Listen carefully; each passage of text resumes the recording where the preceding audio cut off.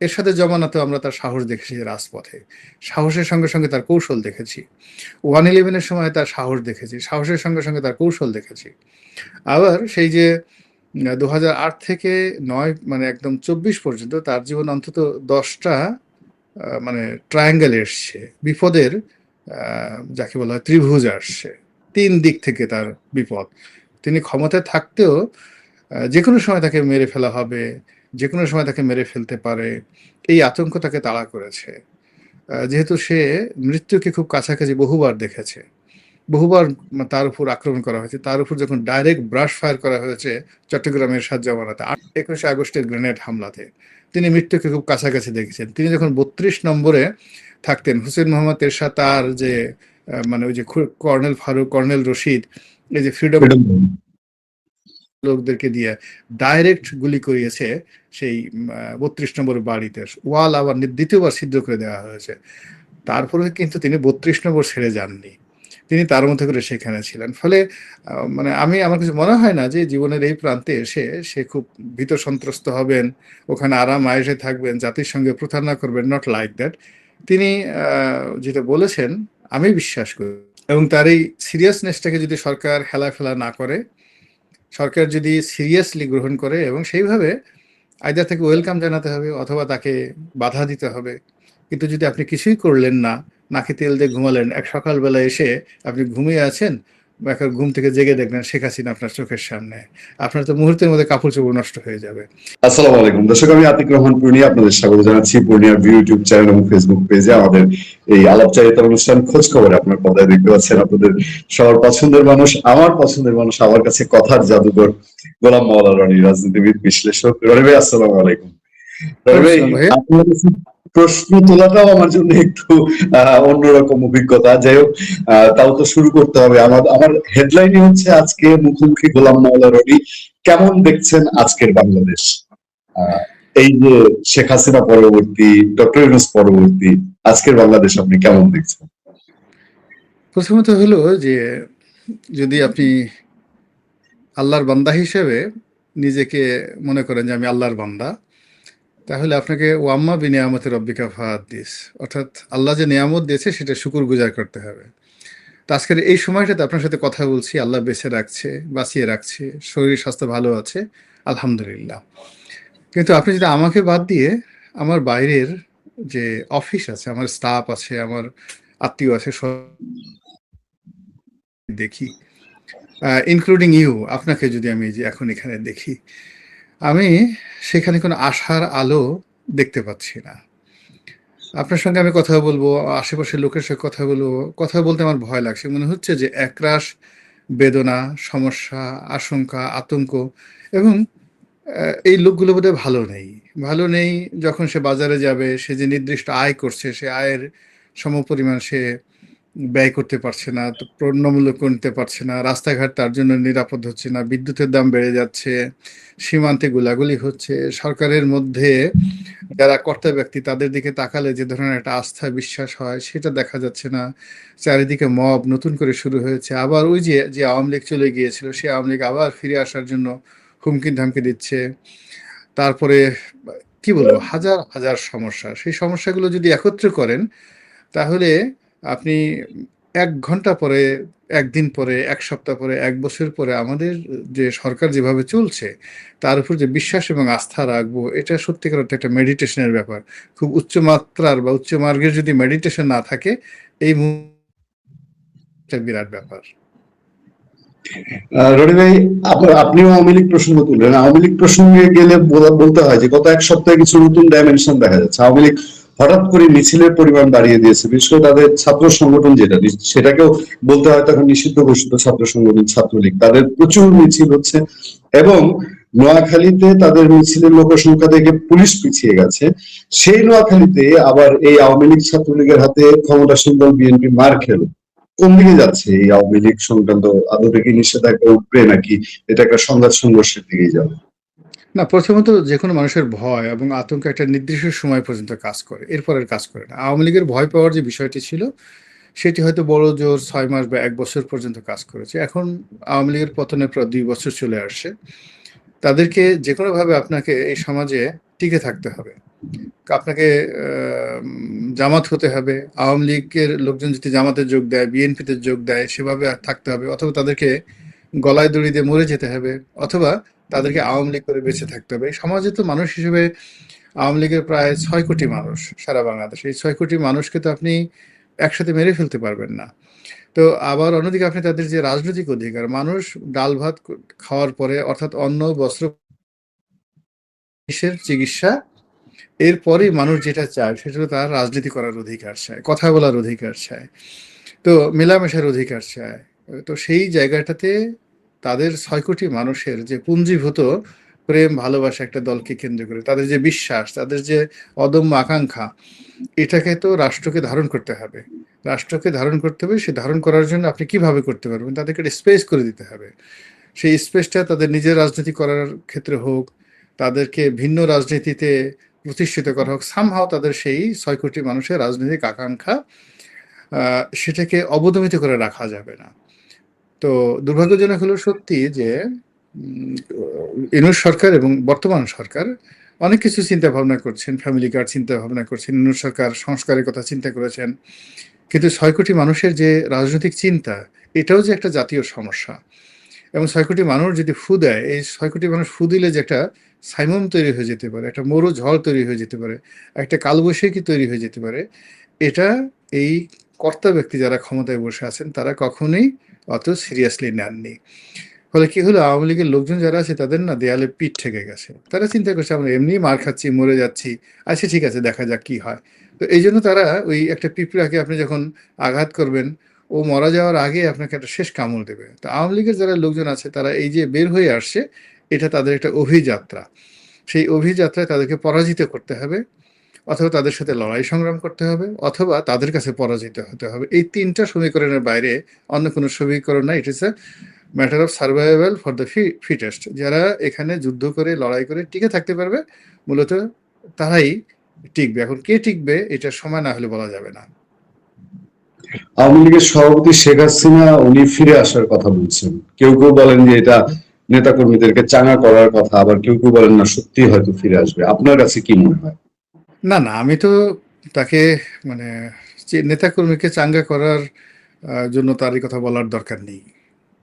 মূলত তাকে যদি যতদিন তিনি বেঁচে আছেন তাকে ফিরে আসতে হবে। মূল ব্যাপার হলো দেখুন, আহ, যখন বঙ্গবন্ধু মারা গেলেন তখন তিনি জার্মানিতে ছিলেন। যখন জার্মানিতে ছিলেন সেখানে বেশ ভালোই ছিলেন। আপনি চিন্তা করেন, ইউরোপে গিয়ে মানুষ ভিক্ষা করে, তারপর সে রাস্তাঘাটে ঘুরে, তার তো অন্য কোনো দেশে আসার চেষ্টা করার কথা না। তিনি জার্মানিতে থেকে যেতে পারতেন, ইংল্যান্ডে থেকে যেতে পারতেন, কিন্তু তিনি সেখান থেকে চলে এলেন কোথায়? ভারতে চলে এলেন। আবার সরকারি ভাতা খেতেন। ভারত সরকার তাকে এখন যেভাবে দাম দিচ্ছে হয়তো অতটা দাম দিত না, কিন্তু তার ন্যূনতম স্বাধীনভাবে সুন্দরভাবে চলাফেরা করার জন্য তার যতটুকু প্রয়োজন ততটুকু ভারত সরকার সেই ৭৫ পরবর্তী সময় তাকে দিয়েছে। কিন্তু এ দেশকে তিনি ভালোবেসেছিলেন বা ভালোবাসেন। এদেশে রাজনীতি করার তার একটা অদম্য আকাঙ্ক্ষা ছিল। আওয়ামী লীগের প্রতি তার একটা টান ছিল, প্রতিশোধ গ্রহণ করার ইচ্ছা ছিল, রাষ্ট্র পরিচালনা করার অ্যাম্বিশন ছিল যে আমি রাষ্ট্রপ্রধান হব, প্রধানমন্ত্রী হব বা প্রেসিডেন্ট হবে, এই আকাঙ্ক্ষা তার ছিল। তিনি তার যে রাজনীতি, সেই রাজনীতি তার রক্তের মধ্যে মিশে আছে। ফলে কি হলো, তিনি জিয়াউর রহমান সাহেবের আমলে বাংলাদেশে এলেন, এবং এই আশাটা কিন্তু এখন তারেক রহমান সাহেবকে বা ইউনূস সাহেবকে জনগণ যতটা না ভয় পায়, তার চেয়ে ১ কোটি গুণ লোকজন ভয় পেত জিয়াউর রহমানের মার্শাল লকে। এটা আপনারা ওই সময়টাতে জিয়াউর রহমানের যে মার্শাল ল, সেটা কল্পনা করতে পারবেন না। ভয়ে থরথর করে, মিলিটারি দেখলে মানুষ চিত হয়ে পড়ে যেত। তখন শেখ হাসিনা সেই মার্শাল লকে চ্যালেঞ্জ করে, জিয়াউর রহমানকে চ্যালেঞ্জ করে, যে জাসদ বঙ্গবন্ধুর জামানাতে বঙ্গবন্ধুর বিরুদ্ধে সশস্ত্র লড়াই করেছে, সে জাসদ জিয়াউর রহমানের জামানায় ভয় পেয়ে সে মানে পুরো জাসদ নির্মূল হয়ে গেছে। তো জিয়াউর সাথে নেগোসিয়েশন করে জাসদের যারা নেতৃবৃন্দ, কেউ জার্মানি থেকে চিকিৎসা করে নিয়ে আসে, তারা দেখাতে কিন্তু সাহস পাননি। বাদী সামরিক শাসন এবং জিয়াউর রহমানের মতো একজন আয়রন ম্যান, তার মানে জমানাতে তাকে চ্যালেঞ্জ জানিয়ে তার সাথে বিরোধিতা করার জন্য, সে জিয়াউর রহমানের গৃহপালিত বিরোধী দল হওয়ার জন্য বাংলাদেশে আসেননি, এটা প্রমাণিত ইতিহাস দ্বারা। তো সে এসেছে লড়াই করার জন্য, গণতন্ত্র প্রতিষ্ঠা করার জন্য, তার আওয়ামী লীগকে সুসংগঠিত করার জন্য। তো সেই সময় সে আসছে। আচ্ছা গেল। তো তার যদি সাহস না থাকতো তাহলে তিনি তখন কেন আসলেন? তো এই জন্য আসলে বিষয়টা বোঝা উচিত। শেখ হাসিনা সম্পর্কে কোনো সিদ্ধান্ত নিতে হলে তাকে, যে আমরা আমাদের দক্ষিণাঞ্চলে একটা জায়গা আছে আগুনমুখা নদী। আপনি এখন বড় বড় রাজনীতিবিদ যাদেরকে খুব সাহসী মনে করেন, তাদেরকে একটা স্পিড বোটে, ছোট একটা স্পিড বোটে আগুন মুখা নদীতে পাঠিয়ে দেন, যে তুমি যখন প্রবল স্রোত থাকে আর ঢেউ থাকে সেই আগুন মুখা নদীর মধ্যে যাও, দেখবেন অনেকে কাপড় চোপড় নষ্ট করে ফেলবে, এত ডেঞ্জারাস সেই জায়গা। সেই শেখ হাসিনা সে আগুন মুখা নদী দিয়ে বহুবার তিনি পাড়ি দিয়েছেন, তার সঙ্গের যারা লোকজন বমি করে, অনেক বহু পুরুষ বমি করে কাপড় চোপড় নষ্ট করে ফেলেছে, কিন্তু শেখ হাসিনা যে জায়গাতে আছেন সর্বোচ্চ ঠিক হয়ে আছেন।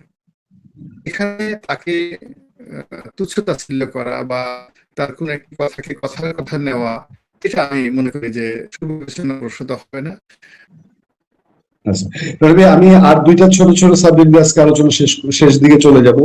একটা হচ্ছে রিসেন্টলি হাদি হত্যা নিয়ে এত রকম কথা, এমনকি ইন্ডিয়া থেকে মমতা ব্যানার্জিও কথা বলছে, বাংলাদেশে হাদির ভাই এক কথা বলে, বোন এক কথা বলে, ইনকেলাব মঞ্চ এক কথা বলে, আবার গণ অধিকার পরিষদের মুখপাত্র বলে যে ইনকেলাব মঞ্চের জাবেরকে জিজ্ঞাসাবাদ করা উচিত। মানে এটা হচ্ছে নাকি, হঠাৎ কেন হাদি নিয়ে এইরকম আলাপ সালাপ, আপনার কি মনে হয়?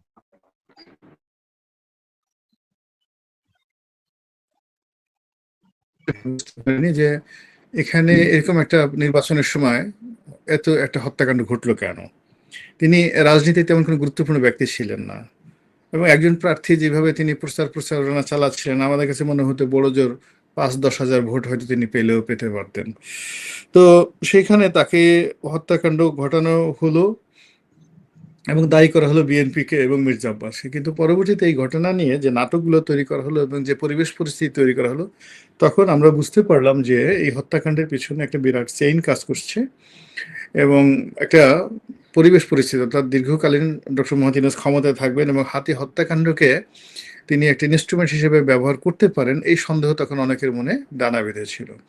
এখন মমতা ব্যানার্জির কথায় যেটা বোঝা যাচ্ছে যে হাদি হত্যাকাণ্ডের সঙ্গে আমেরিকা জড়িত, ভারত জড়িত, বাংলাদেশের অনেক রাজনীতিবিদ জড়িত, অনেক রথী মহারথী জড়িত, এবং এটার মূল কারণটাই ছিল বর্তমান যে বিএনপি সরকার ক্ষমতায় আসবে, বা এই যে একটা সুন্দর একটা সুষ্ঠু নির্বাচন হবে, একটা গণতান্ত্রিক যে ধারা অব্যাহত থাকবে, এটাকে রুখে দেওয়ার জন্য এরকম একটা ঘটনা ঘটেছিল। এই গেল এক দৃষ্টিতে। আর যদি আপনি এর বাইরে যান, সেটা হলো আসলে হাদি তো কি করেছে, সে একটু গালাগালি করতো, আর কিছু না, তো একটু গালাগালি করতো, একটু উগ্র ভাষায় কথাবার্তা বলতো, কিন্তু হত্যাকাণ্ডের মতো কোনো ঘটনা তো তার জীবনে নেই। তার মতো একটা মানুষকে, বলতে গেলে নিরপরাধ একজন মানুষকে এইভাবে নির্মমভাবে খুন করা হয়েছে, তো আল্লাহর একটা গজব নাজির হওয়ার মতো অবস্থা। ফলে এই তারই হত্যাকাণ্ড, প্রকৃতি, রাজনীতি, বাংলাদেশের মাটি, মানুষ কোনো কিছু আসলে এটা অ্যাবজর্ব করতে পারছে না, তো ধারণ করতে পারছে না, এটা উদ্গৃহীত হয়ে যাচ্ছে বা উদ্গৃহণ হয়ে যাচ্ছে মতো। এবং আমার কাছে যেটা মনে হচ্ছে মমতা ব্যানার্জি যেটা বলেছেন ওটা ওখানে থেমে থাকবে না, এটা আরো সামনে যাবে, এবং এর জন্য বহু পক্ষকে দায় শোধ করতে হবে, দেনা শোধ করতে হবে, এবং অনেকে যদি আগামীতে কেবলমাত্র এই হাদিক হত্যাকাণ্ডের জন্য ফাঁসির কাষ্ঠের আসামি হন, আমি অন্তত অবাক হব না, এবং আমার বিশ্বাস যে আল্লাহ যদি আমাকে জীবিত রাখে খুব বেশি সময় লাগবে না, খুব অল্প সময়ের মধ্যে আপনি দেখতে পাবেন এই হত্যাকাণ্ডের যারা ভিলেন ছিল তাদের আদি এবং আসল রূপ, এবং আশ্চর্য ব্যাপার হলো তারা পালাতে পারবেন না, তাদের সবাইকেই বিচারের আওতায় আসতে হবে, এবং এটা প্রকৃতি জানান দিচ্ছে, নেচার ইটসেলফ। কখনো কখনো কোনো অপরাধ এত নিষ্ঠুর একটা হত্যাকাণ্ড যেটা কিন্তু প্রকৃতি সহ্য করতে পারেনি, ফলে এই বাংলাদেশে অনেক ধর্ষণ হয়, অনেক হত্যাকাণ্ড হয়, কিন্তু এত দ্রুত বিচার হয় না। কিন্তু এই শিশু রামেশাকে যেভাবে ধর্ষণ করা হয়েছে, যেভাবে তাকে হত্যা করা হয়েছে, এইরকম নির্মম ঘটনা আমাদের বাংলাদেশে ইতিপূর্বে কখনো ঘটেনি, কোনো আদি যুগে, এমনকি 1971 সনে এরকম নির্মম ঘটনা ঘটেনি। ফলে কি হলো, প্রকৃতি সহ্য করতে পারেনি, প্রকৃতি অপরাধীদেরকে ধরে ফেলেছে।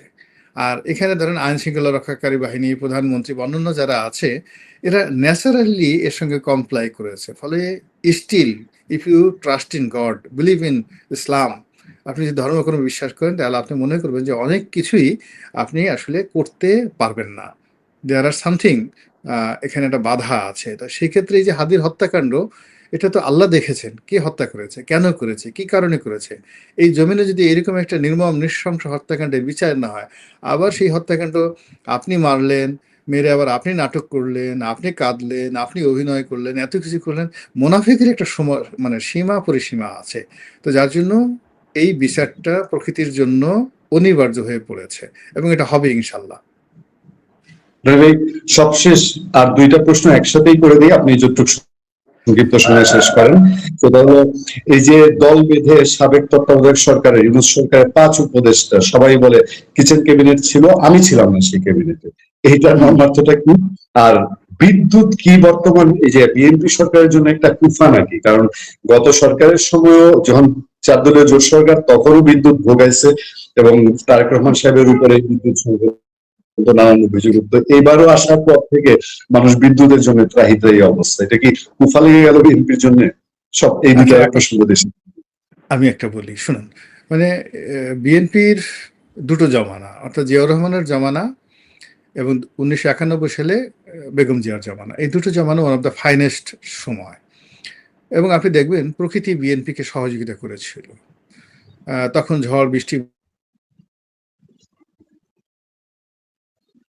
বিএনপির যে সময় কুফা ছিল 2001 থেকে 2006 পর্যন্ত, তখন আসলে এই যে চাঁদাবাজি, দুর্নীতি, অনিয়ম, এই বাংলাদেশে এখন যা কিছু মন্দ তাদের অনেক কিছু কিন্তু ওই সময়টাতে শুরু হয়েছিল।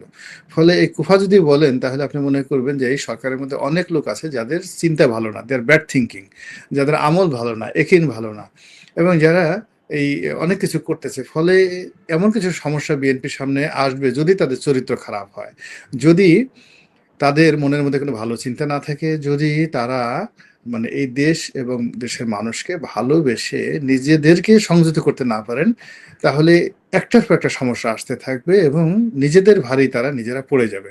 তো এই জন্য আমি মনে করবো যে সরকারের যারা কর্তা ব্যক্তি বহুকাল পরে 17 বছর পরে ক্ষমতা পেয়েছেন, তাদের অবশ্যই সতর্ক হওয়া উচিত এবং খেয়াল করা উচিত যে আল্লাহ কিন্তু সবাইকে কাউকে কাউকে ছেড়ে দেয়, কিন্তু ছাড় দেয় না কাউকেই। তো এখানে কোনো অন্যায় করে পার পাওয়া যাবে না। This is one. Second thing, যেই জিনিসটা আপনি বললেন যে এই যে বিদ্যুতের যে সমস্যা, এখন আমাদের দেশে এই বিদ্যুতের সমস্যাগুলো অনেক আছে। এগুলো তো ধারাবাহিকভাবে এখানে সেই আহ, যাকে বলা হয় আওয়ামী লীগ জামানাতে দুর্নীতি, অনিয়ম, তারপরে ক্যাপাসিটি চার্জ, প্রয়োজনের অতিরিক্ত যেগুলো আমরা ব্যবহার করতে পারছি না অথচ ব্যাংক ঋণ দিচ্ছি, এই পুরো জিনিসগুলো তো আওয়ামী লীগ জমানাতে হয়েছে, এটা অস্বীকার করার উপায় নেই। এবং এইটা ইউনূস সরকারকেও বহন করতে হয়েছে, বর্তমান সরকারকেও বহন করতে হচ্ছে। আবার এই দুর্নীতির উপর যদি আবার বর্তমান সরকারের যদি কোনো নতুন অলিগার শ্রেণী আবার নতুন করে লোড স্থাপন করে, তাহলে তো এই জাতিটা বহন করতে পারবে না। এটা হলো ঘটনা। আর আরেকটা যেটা প্রশ্ন, যেটা দিয়ে শেষ করবো আমার বক্তব্য, আপনি ডক্টর মোহাম্মদ ইউনূসের কিচেন ক্যাবিনেট সম্পর্কে বলছেন। কিচেন ক্যাবিনেট এটা ওনার পাপের ফসল। আসলে উনি মানে একটা যতদিন ক্ষমতায় ছিলেন সবাইকে একটা মোহগ্রস্ত করার চেষ্টা করছেন অভিনয় করে, এবং তিনি এখনো কিন্তু অভিনয় করে যাচ্ছেন। এই এখন ওনার লোকজন বলার চেষ্টা করছে তাকে জাতিসংঘের মহাসচিব করা হবে, তিনি এখন প্যারিসে গিয়ে এটা করছেন, ওটা করছেন, জাপানে গিয়ে এটা করছেন, ওটা করছেন, যত সব ফাজলামো। মানে জাস্ট কি বলা হয় কি, আপনি একটা পুতুলকে বিরাট একটা দুর্গা মূর্তি বানালেন, বা একটা পুতুলকে দেখা গেল বিরাট একটা ফ্র্যাঙ্কেনস্টাইনের দানব বানালেন বা দেবতা বানালেন, ওই রকম।